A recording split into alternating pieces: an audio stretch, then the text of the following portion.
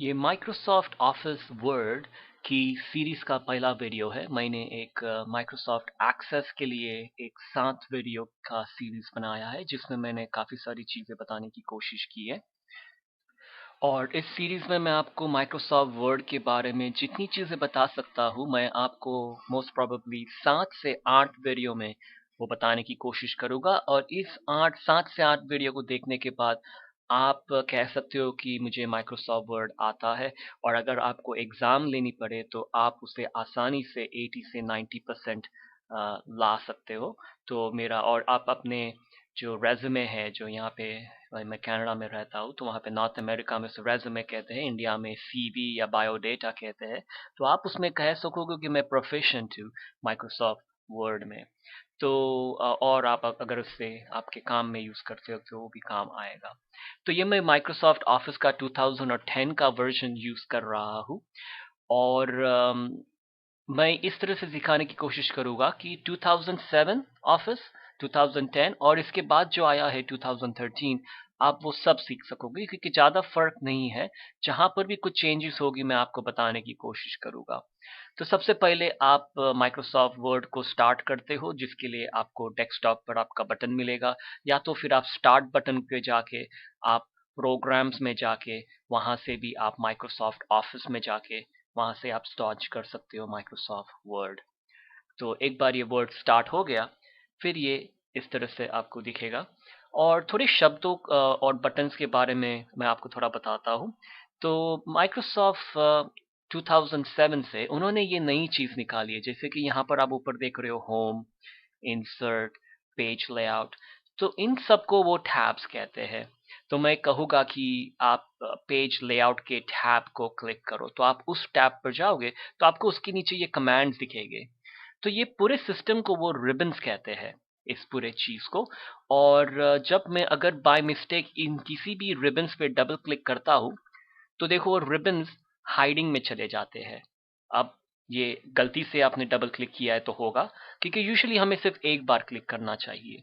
और double click करोगे तो देखो अब मैं यहाँ पे क्लिक करता हूँ तो ये हाइड होता है, वो गायब हो जा रहा है। तो उसे फिर से लाने के लिए मैं उसे डबल क्लिक करूँगा, क्योंकि मैं उसे हमेशा देखना चाहता हूँ। मुझे घड़ी-घड़ी क्लिक करने की ज़रूरत नहीं है, तो मैं अपने इंसर्ट पे एक बार क्लिक करता हूँ तो सारे रिबन्स यहाँ पर ही है, वो हाइड नहीं हो रहे।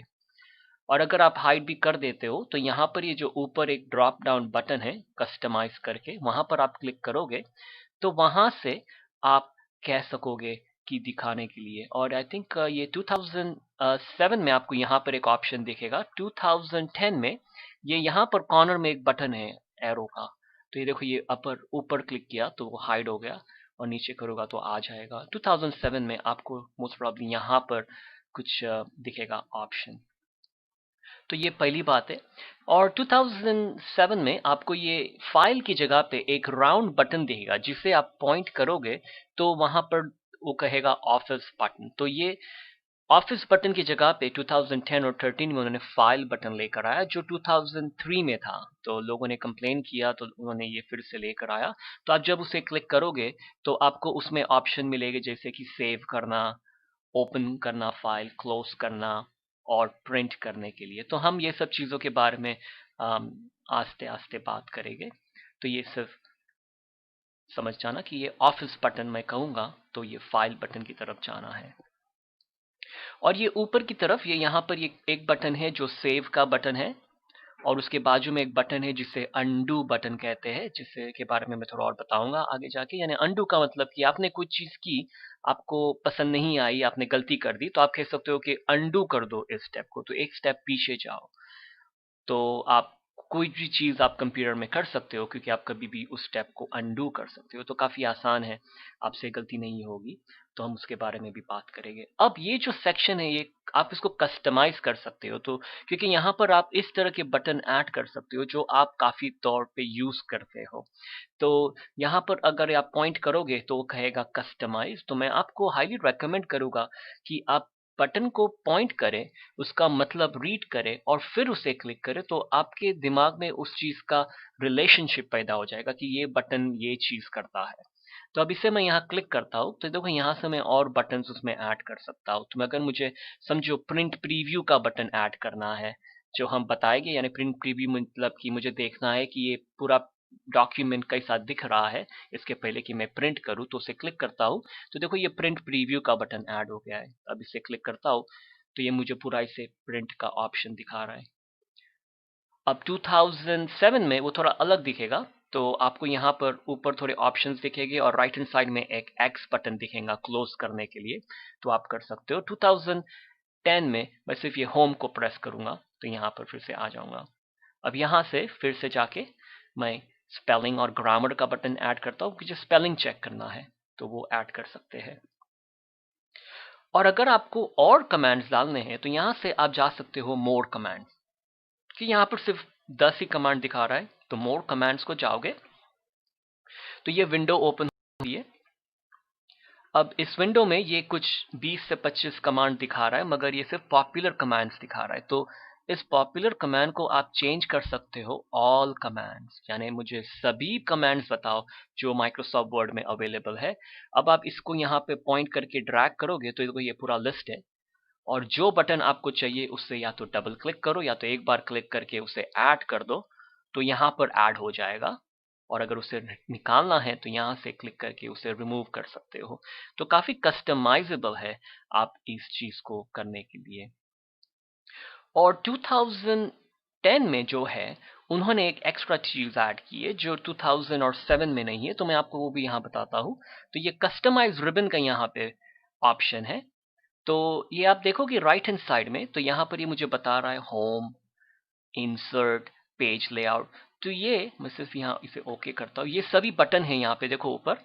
तो मैं चाहूँ तो यहाँ पर अपना खुद का बना सकता हूँ एक टैब, शायद मेरे नाम से, और फिर उसमें मैं कमांड्स ऐड कर सकता हूँ। तो मैं यहाँ पर जाके जाता हूँ मोर कमांड्स, और फिर ये कस्टमाइज रिबन में आता हूँ, और मैं कह सकता हूँ यहाँ नीचे न्यू टैब, यानी जो उसका नाम उसे टैब कहते हैं, तो न्यू टैब कहता हूँ। और फिर इसे यहाँ क्लिक करके मैं इसे रीनेम करता हूँ, और उसे शायद मैं नाम दे देता हूँ अमीर, मेरा नाम है। और फिर यहाँ पर भी और चाहूँ तो मैं और ग्रुपिंग कर सकता हूँ, कि जैसे यहाँ पे ग्रुप किया हुआ है क्लिपबोर्ड फॉन्ट, तो मैं यहाँ पर अलग अलग ग्रुप बना सकता हूँ। तो अगर चाहूँ तो और एक नया न्यू ग्रुप करता हूँ, और फिर ये एक पहले ग्रुप को मैं नाम दे देता हूँ ग्रुप ए, समझो। अब इस ग्रुप में मैं अपने जो भी कमांड्स है उसे मैं ऐड करने का चालू कर देता हूँ। तो इस तरह से देखो मैं अपना ग्रुपिंग कर रहा हूँ। और फिर यहाँ पर और दूसरे कोई बटन, तो यहाँ से मैं पॉपुलर कमांड्स को मैं चेंज कर सकता हूँ। मैं कह सकता हूँ कि ऑल कमांड्स में भी जा सकता हूँ। 2007 में आपको यहाँ पर दिखेगा कि अलग अलग टैब्स में भी आप जा सकते हो। फिर यहाँ से मैं और बटन्स को ऐड कर सकता हूँ, तो इस तरह से ग्रुप कर सकता हूँ। अब मैं क्लिक ओके करता हूँ तो देखो यहाँ पर मुझे ये अमीर का टैब दिखा है, ग्रुप ए, और फिर ये न्यू ग्रुप, और अलग अलग उसे अपने आप से कस्टमाइज कर सकता हूँ। और ये 2007 में अवेलेबल नहीं है, 2010 से अवेलेबल है। अब यहाँ पर जाके फिर से मोर कमांड्स में कस्टमाइज रिबन, और मैं ये रिमूव कर सकता हूँ, या तो फिर उसे क्लिक करके मैं ये पूरा का पूरा रीसेट कर सकता हूँ। और आप इसे एक्सपोर्ट भी कर सकते हो, ताकि अगर आप एक कंप्यूटर से दूसरे कंप्यूटर में जा रहे हो और आपने काफी कस्टमाइज किया हुआ है तो आप उसे चेंज एक्सपोर्ट कर दो, और फिर उस दूसरे कंप्यूटर में आप इंपोर्ट कर सकते हो। तो ये रहा ये क्विक एक्सेस का ऑप्शन। और थोड़े और बटन जो आपको ध्यान में रखने चाहिए वो ये है कि यहाँ पर ऊपर मुझे एक रूलर देखना है। तो ये आप कॉर्नर में आओगे तो यहाँ पर ये बटन को जब मैं पॉइंट करता हूँ तो कहता है व्यू रूलर, तो उसे क्लिक करूंगा तो देखो यहाँ पर ऊपर मुझे रूलर आ गया है, ये 1 इंच 2 इंच। तो मैं देख सकता हूँ कि ये मार्जिन जो है इतना गैप छोड़ देने में आया है। जो 1 इंच का गैप है लेफ्ट में, 1 इंच का गैप है राइट में, और 1 इंच का गैप है टॉप पे, क्योंकि हम थोड़ा सब जगह छोड़ते हैं, नहीं तो डॉक्यूमेंट काफी खराब लगेगा अगर सभी बाजू पे अल्फाबेट्स लिखे हुए होंगे तो। और अगर आप व्यू का जो टैब है ऊपर उस पे भी जाओगे तो आपको ये रूलर का ऑप्शन दिखेगा, तो आप उसमें चेक मार्क कर दो और यहाँ पर आ जाएगा। अब शायद कई कंप्यूटर में आपको दिखे कि यहाँ पर जो है वो सेंटीमीटर में आपको इंफॉर्मेशन दिखा रहा है, रादर देन कि इंच के अंदर, और मैं यूज टू है इंचेस के अंदर देखने के लिए, मगर आपको अगर सेंटीमीटर में चाहिए तो ये मैं यहाँ पर फाइल बटन पे जाके ऑप्शंस को जाऊंगा।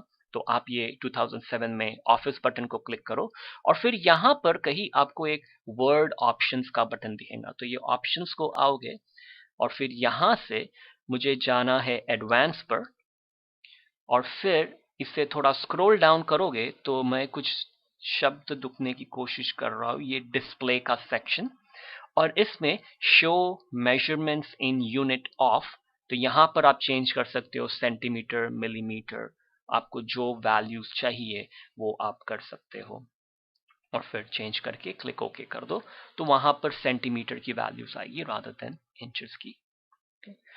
और लेफ्ट हैंड साइड में आप नीचे देखोगे तो ये कहेगा पेज 1 of 1, तो आपको ये दिखा रहा है कि आपके डॉक्यूमेंट में कितने पेजेस है। अगर आपके 5 पेज थे तो कहेगा पेज 1 of 5, या आप 5वें पेज के अंदर से आप दूसरे पेज पे हो तो कहेगा पेज 2 of 5। और ये जो है यहाँ पर ये काउंट कर रहा है कि आपने कितने वर्ड्स टाइप किए हो। तो मैं इसे क्लिक करता हूँ तो मुझे बता रहा है कि आपने कितने शब्द टाइप किए हैं, कितने पैराग्राफ्स है, तो हम उसके बारे में फिर से बात करेंगे।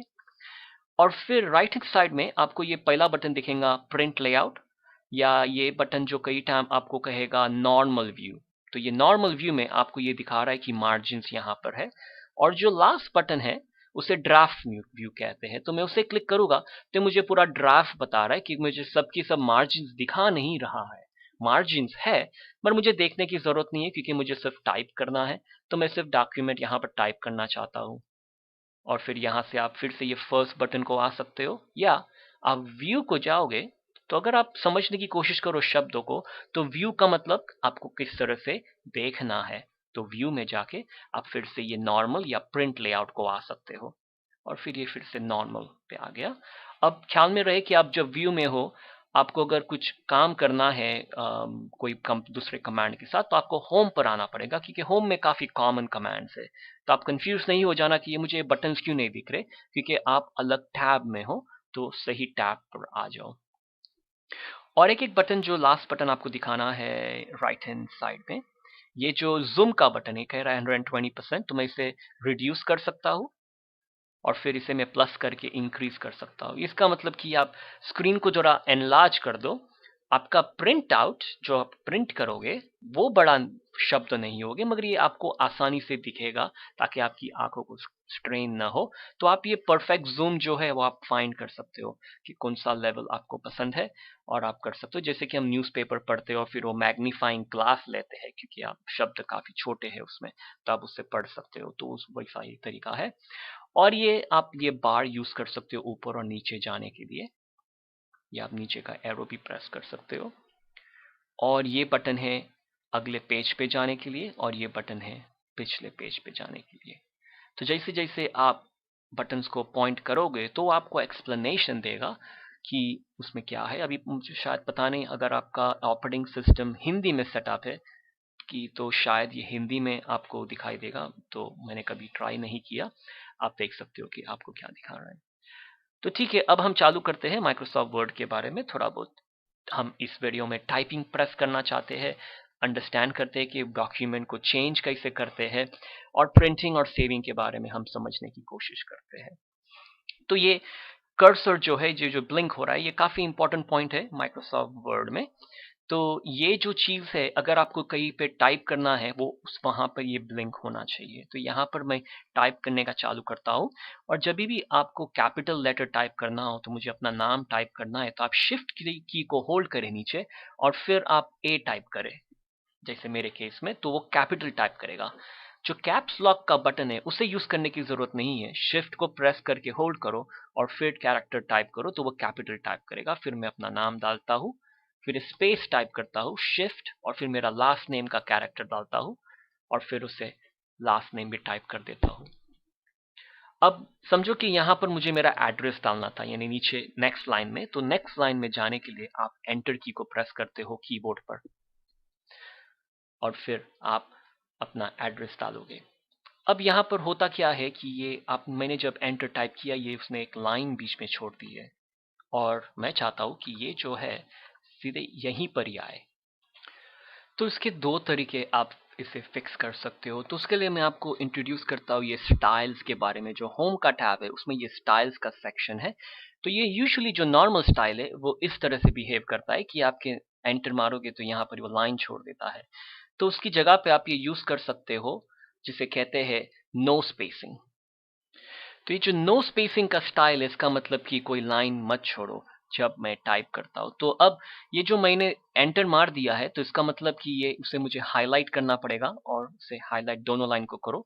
हाईलाइट का मतलब कि मुझे उसे कुछ चेंज करना है, कुछ भी चीज़ कंप्यूटर में करने के पहले उसे हाईलाइट किया जाता है। तो मैं यहाँ पर मेरे नाम के पास आता हूँ, ये जो कोई ये लाइन दिख रही है, लेफ्ट क्लिक करो माउस पे, होल्ड करो, फिर उसे ब्रश करो ऊपर। अब मुझे नीचे की लाइन भी करनी है तो मैं माउस को और नीचे भी ले आता हूँ। तो ये लेफ्ट क्लिक करके ड्रैग करो उसके ऊपर और फिर जैसे हम पेंट करते हो, और फिर अब इसे नो स्पेसिंग प्रेस करूंगा और जब नाम के नीचे मैं टाइप करता हूँ तो यहाँ पर अभी मैं टाइप कर सकता हूँ और यहाँ से जो भी मैं एंटर करूंगा तो वो नो स्पेसिंग की ही लाइन रहेगी क्योंकि उससे मैंने एक्सेप्ट किया हुआ है। तो यहाँ पर अभी समझो कोई एड्रेस डालता हूँ, फिर यहाँ पर मैं सिटी डालता हूँ, तो उस तरह से टाइप कर सकते हो। मैं कुछ और सिटी डालता हूँ, मैं ओरिजिनली मुंबई से हूँ।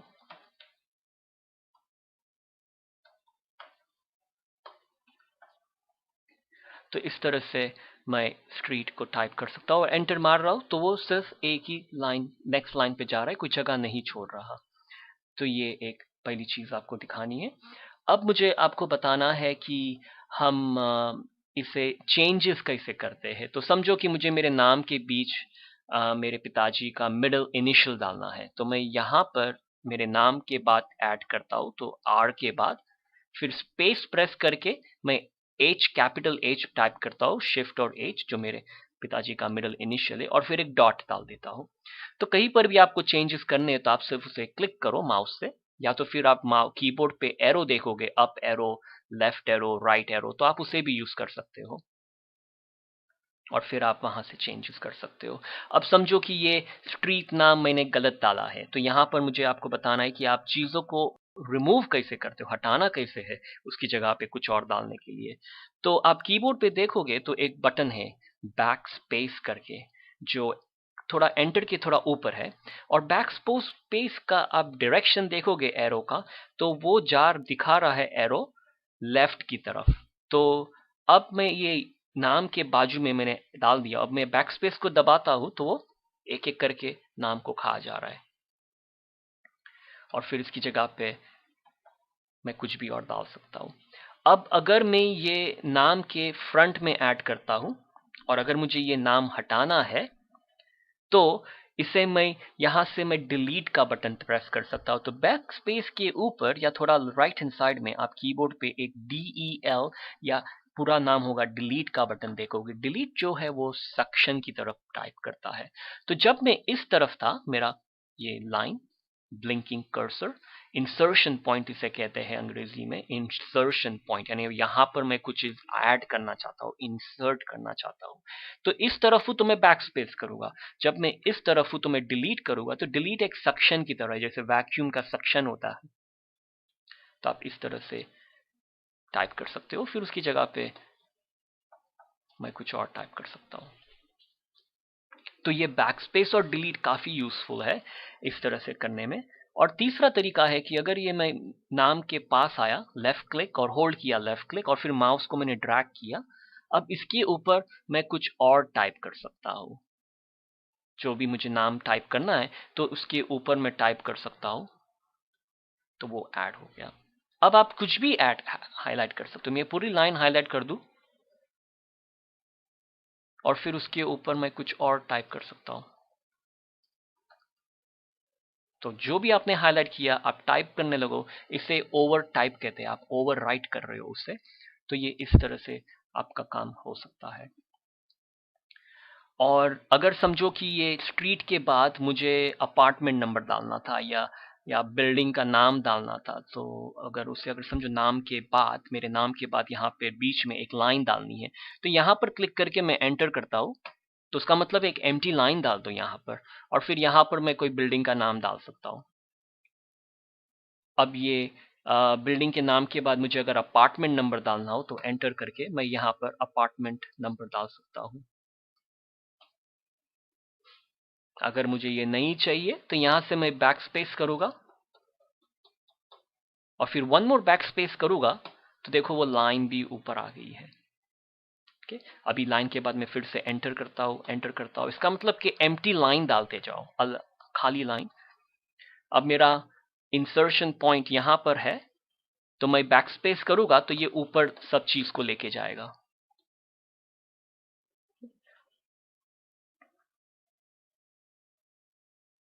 और यहाँ पर मैं समझो कोई पोस्टल कोड था,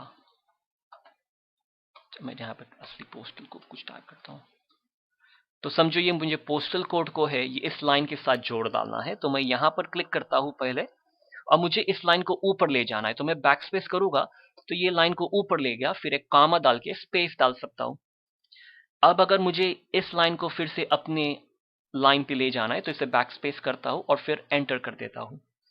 तो आप इस तरह से बैक स्पेस और एंटर को यूज कर सकते हो कॉम्बिनेशन में, लाइंस को ज्वाइन करने के लिए, लाइंस को सेपरेट करने के लिए। और अगर आप जहां पर भी क्लिक करोगे, अगर मैं यहां पर क्लिक करता हूं और गलती से एंटर कर देता हूं तो वो बाकी की सब चीज को भी स्प्लिट कर देगा। तो ये जो इंसर्शन पॉइंट है काफी इंपॉर्टेंट चीज है। और इस टाइम पर मैं आपको ये अंडू बटन के बारे में बता देता हूँ जो लेफ्ट हैंड साइड कॉर्नर में है। अंडू का मतलब कि मैंने जो लास्ट टैप किया है वो नहीं चेक करना है मुझे, तो मैं उस स्टेप पे वापस चले जाओ और आप ये अंडू अंडू करके आप पहले स्टेप तक जा सकते हो। मगर मैं कभी भी दो या एक या दो या तीन स्टेप तक जाने की कोशिश करता हूँ, नहीं तो आपको पता नहीं चलेगा कि आप क्या अंडू कर रहे हो। okay? और ये बटन है फॉरवर्ड, यानी जो जो आपको आगे जाना है या रीडू का। तो ये अंडू बटन काफी कॉमन है यहाँ पर। तो ये रहा आपको थोड़ा सा अंदाजा दिखाने के लिए कि बैक स्पेस और डिलीट कैसे काम होता है। अब मैं फिर से बता रहा हूँ, एंटर एंटर एंटर का मतलब एम्प्टी लाइन। अब ये हाईलाइट कर सकता हूँ, ये एम्प्टी लाइन को भी हाईलाइट लेफ्ट क्लिक करके ड्रैग करके नीचे तक आओ। अब मैं इसे डिलीट बटन दबाऊंगा तो ये भी वही काम करेगा।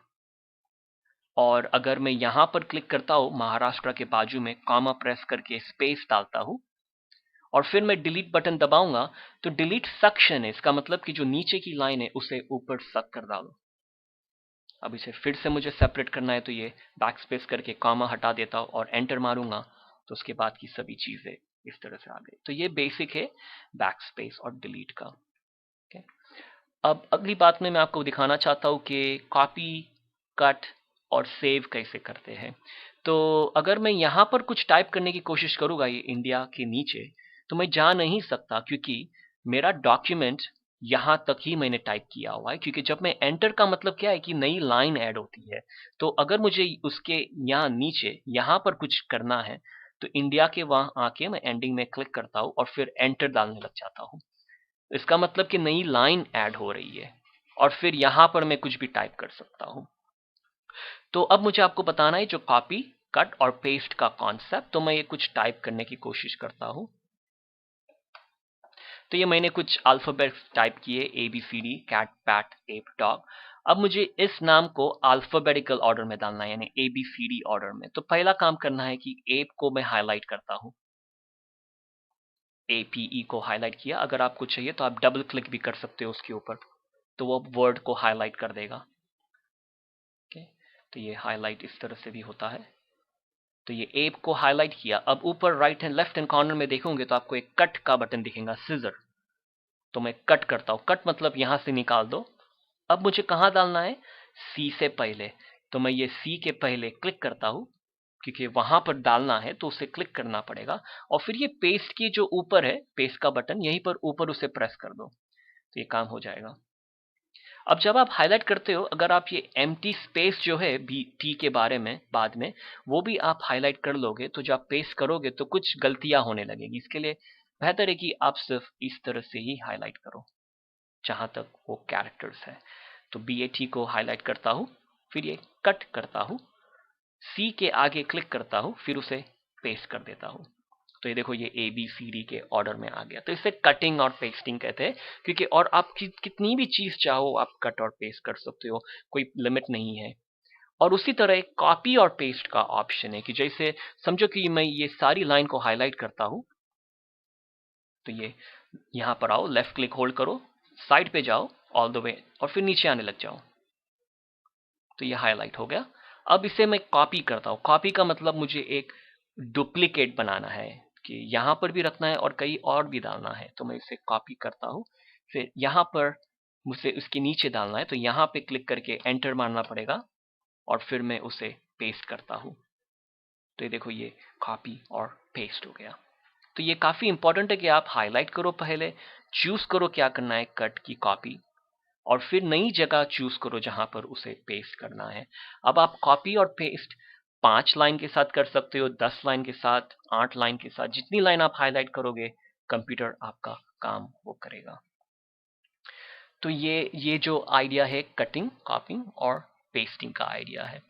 अब मुझे सिर्फ आपको 2-3 चीज और इस वीडियो में बतानी है, फिर मैं ये वीडियो खत्म कर दूंगा। अब ये मुझे डिलीट करना है, तो मैं इसे हाईलाइट करके डिलीट दबाता हूं तो डिलीट हो जाएगा। अब मुझे बताना है कि जो पैराग्राफ होता है टाइप करने के लिए, क्योंकि हम जैसे कि समझिए कोई लेटर लिख रहे हो किसी को, तो यूजुअली लेटर में पैराग्राफ होते हैं और एक पैराग्राफ में 4 या 5 सेंटेंस होते हैं। जैसे कि आप कुछ लिखे, एक डॉट डाला जो पीरियड कहते हैं, तो वो एक सेंटेंस होता है। फिर आप दूसरा सेंटेंस चालू करते हो, तो यूजुअली एक पैराग्राफ में 4 से 5 सेंटेंस होता है। तो उसके बारे में मुझे एक बात बतानी है। और ये मेरा ये रूलर चले गया है, तो मैं इसे ऐड कर देता हूँ रूलर को, और यहां से अब मैं टाइप करना चालू करता हूं। तो मैं कुछ भी टाइप करता हूं,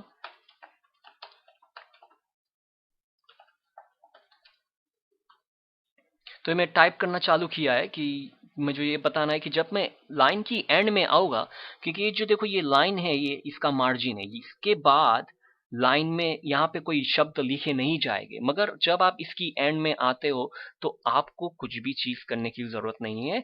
माइक्रोसॉफ्ट वर्ड ऑटोमेटिकली आपको नई लाइन में लेके जाएगा। अगर आप एंटर प्रेस करोगे तो उसका मतलब ये रहेगा कि आप नया पैराग्राफ स्टार्ट कर रहे हो, जो हम नहीं कर रहे, क्योंकि हमें एक पैराग्राफ में 5 से 6 लाइन डालनी है। तो यहाँ पे जब जब मैं कंटिन्यू करूंगा, तो ये देखो, ये ऑटोमेटिकली मुझे नीचे ले आया।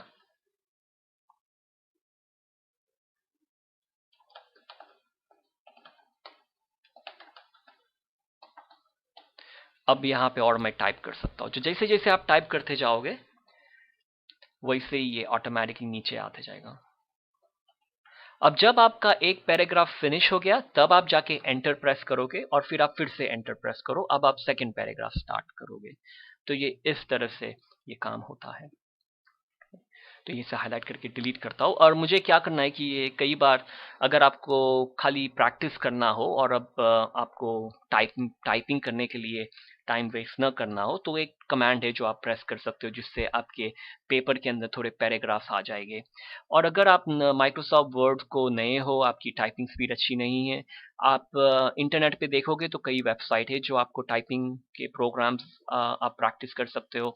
आप कोई स्टोर से जाके टाइपिंग का प्रोग्राम बाय कर सकते हो, और उससे आप प्रैक्टिस करोगे। 1 महीने में आप अच्छी तरह से प्रैक्टिस कर सकते हो, और 1 महीने में आप 35 से 45 words a minute practice typing आपकी हो सकती है। अगर आप हर दिन प्रैक्टिस करोगे 1 महीने के लिए, 1 घंटे, आधा 1 घंटा देंगे तो बहुत हो जाएगा। तो यहाँ पर अगर मुझे कुछ फालतू से शब्द भर डालने, तो मैं इक्वल टाइप करता हूँ, RAND। RAND का मतलब जो रैंडम होता है, रैंडम। शिफ्ट और 9 को प्रेस करूंगा तो ये ब्रैकेट स्टार्ट करता है, और शिफ्ट और 0 को प्रेस करता हूं तो वो क्लोज कर देता है। और फिर मैं उसे एंटर प्रेस करता हूं, तो देखो उसने 3 पैराग्राफ डाल दिए। तो फिर यहाँ पर प्रेस करके मैं ये एंटर करता हूँ ताकि पैराग्राफ के बीच में थोड़ी लाइन एक्स्ट्रा हो, और फिर यहाँ से भी एंटर। तो ये इस तरह से उसने डाला है। और वो आप रैंडम की जगह पे आप चाहो तो आप और भी थोड़े इंफॉर्मेशन डाल सकते हो, जैसे कि आप अगर मैं चाहूँ तो इक्वल रैंड ब्रैकेट, और मैं कह सकता हूँ कि 10 पैराग्राफ डालो, 10 जो डाल रहा हूँ, कॉमा, हर पैराग्राफ में 6 लाइन होनी चाहिए, और फिर क्लोज कर दो ब्रैकेट। अब जब मैं एंटर मारूंगा तो ये मुझे 10 पैराग्राफ देगा, और हर पैराग्राफ में 6 लाइन रहेगी। तो अगर उसका मतलब कि आपके पास काफी सारी इंफॉर्मेशन आ जाएगी। तो देखो ये इस तरह से पैराग्राफ होता है। और अगर ये पैराग्राफ, ये फर्स्ट पैराग्राफ और सेकंड पैराग्राफ मुझे एक बना डालना है कि इंस्टेड ऑफ 2 पैराग्राफ की जगह पे, तो मैं यहां पर क्लिक करता हूं, फिर बैक स्पेस करके ये मैं इस तरह से उसे ज्वाइन कर सकता हूं। अगर मुझे समझो कि यहां से इनको पैराग्राफ अलग करना है तो यहां पर क्लिक करके मैं इसे एंटर कर सकता हूं। आप अगर प्रैक्टिस करनी हो तो मैं ये इस लाइन को, इस सेंटेंस को हाईलाइट करता हूं, उसके डॉट तक कट करता हूं, फिर यहां पर क्लिक करके इसे पेस्ट कर सकता हूं। तो आप इस तरह से भी चीजों को मूव अराउंड कर सकते हो, हाईलाइट करके कट करो, फिर कहीं पर भी डाल सकते हो। और ये पैराग्राफ का फायदा होता है, जो मैं आगे जाके दूसरी चीजों में आपको बताऊंगा कि पैराग्राफ को सेपरेट करने का मतलब क्या होता है। और हाईलाइट के बारे में और एक चीज मुझे बतानी है, अगर मैं यहाँ पर इस पैराग्राफ में कहीं पर भी 3 बार क्लिक करता हूँ, 1 2 3, तो देखो उस पैराग्राफ को हाईलाइट कर डालता है यहाँ पर 1 2 3। आप जब 2 बार क्लिक करोगे तो सिर्फ उस शब्द को हाईलाइट करेगा, 3 बार करोगे तो पूरे का पूरा पैराग्राफ हाईलाइट हो जाता है। तो अब लास्ट चीज, 2-3 चीज और है सेविंग के बारे में, क्योंकि जब भी आप किसी डॉक्यूमेंट में काम करते हो तो राइट अवे उसे सेव करो। सेव का मतलब कि अगर कंप्यूटर को कुछ हो गया, इलेक्ट्रिसिटी चली गई, तो आपकी फाइल लॉस नहीं होगी। तो सेव करने के लिए यहाँ पर कॉर्नर में ये सेव बटन है, जो पुराने 10 साल पहले ये फ्लॉपी ड्राइव हुआ करता था। या तो आप फाइल पे जाके और 2007 में ऑफिस बटन को जाके आप सेव बटन को प्रेस करो, तो आपको ये सवाल पूछेगा, आपको 2 सवाल पूछेगा। एक तो आपको कहां पर इसे सेव करना है, और ये आपकी फाइल का नाम क्या है। अब ये फाइल का नाम आप जितना हो सके उतना अच्छा नाम देने की कोशिश करो, ताकि किसी को भी देखने से समझ आ जाए कि ये फाइल क्या है।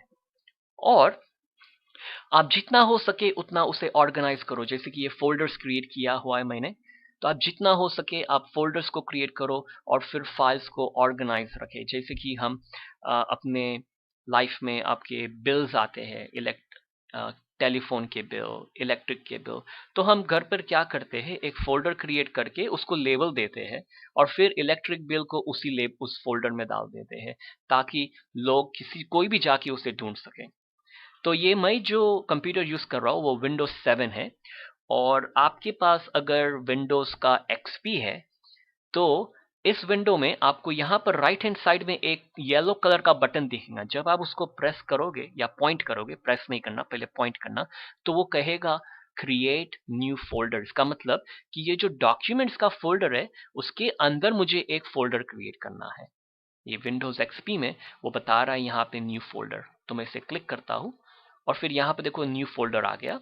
2007 में आपको एक विंडो पॉप होगी विंडोज एक्सपी में, प्रीवियस आगे वाले विंडोज के अंदर, और आप उसमें टाइप कर सकते हो कि नाम क्या है। तो समझो कि इसे मुझे यहाँ नाम देना है कि ये हिंदी वर्ड है, और फिर इसे मैं क्लिक करके, कहाँ गया, हिंदी वर्ड को डबल क्लिक करता हूँ और फिर ये यहाँ पर मैं टाइप कर सकता हूँ हिंदी वर्ड पार्ट 1।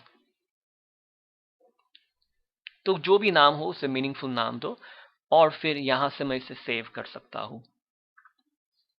तो ये सेव हो गया और वो नाम आपको ऊपर दिखेगा। तो ये इस तरह से आप सेव करते हो। और इसके साथ साथ एक आइडिया होती है सेव के साथ, जिसे कहते हैं सेव एज। सेव एज का मतलब कि मुझे इसकी और एक कॉपी कहीं पे और सेव करनी है, या तो मुझे उसी जगह पे नए नाम से सेव करनी है। तो ये कब फायदेमंद होता है कि समझो कि आपने आपका बायोडेटा लिखा हुआ है, जो रेज्यूमे, सीवी कहते हैं, या कोई भी लेटर, और आपने उसमें आपकी सभी आइडिया डाल दी है, और अब आपको उसे चेंज करना है, मगर आप चाहते हो कि मैं अपनी ओरिजिनल आइडिया लूज नहीं करूं। तो अगर मैं इसे सेव एज करता हूं और फिर इसे 1 की जगह पे 1.1 कर डालता हूं, इसका मतलब कि मेरे पास फिर 2 फाइल होगी, और इसे सेव करता हूं, तो अभी अगर मैं कोई भी चेंज करूंगा तो वो सिर्फ ये हिंदी वर्ड पार्ट 1.1 को अफेक्ट करेगी। 1 के अंदर ये चेंजेस नहीं आएंगे। इसका मतलब कि मैं उसमें जाके कभी भी देख सकता हूँ कि मैं ओरिजिनली इनिशियली मैंने क्या क्या आइडियाज डाली थी। तो ये इस तरह से सेव एज का ऑप्शन होता है। और अगर आपको कोई चीज प्रिंट करनी है तो ये फाइल बटन या ऑफिस बटन पे जाके आप प्रिंट प्रेस करो, और विंडोज ऑफ वर्ड 2007 में आपको एक बॉक्स आएगा जिसमें आप चूज कर सकते हो कि किस प्रिंटर को प्रिंट करना है। उसी विंडो में आपको दिखेगा कि कितनी कॉपी चाहिए, आपको 3-4 कॉपी चाहिए और फिर आप प्रिंट कर सकते हो। आपको नीचे प्रिंट का बटन दिखेगा जो कि यहाँ है प्रिंट का बटन, और इसके बारे में हम थोड़ा फिर से आगे जाके बात करेंगे। तो ये इस तरह से प्रिंट होता है। तो इस वीडियो के लिए ये काफ़ी हुआ। अगले वीडियो में हम और बातें करेंगे और होम बटन के बारे में और फिर इस फॉन्ट और इस चीज़ के बारे में हम सीखने की कोशिश करेंगे।